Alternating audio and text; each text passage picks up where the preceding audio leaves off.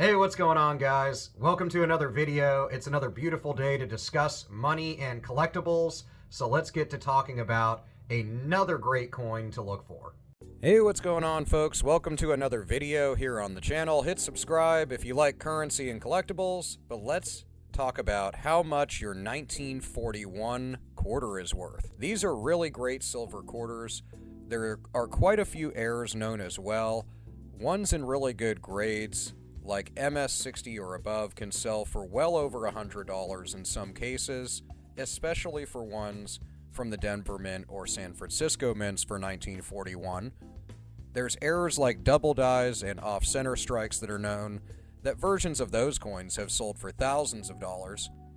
And also there are a limited but really rare proof version of this coin out of Philadelphia, which versions of those in PR64 or above can sell for hundreds of dollars. These again are a silver coin, so that content is also there, with 90% of the quarter being silver, so you can always sell it for, at minimum, whatever that value is. Let me know what you think about this coin in the comments or what quarters you're looking for, and stay tuned for the next coin video.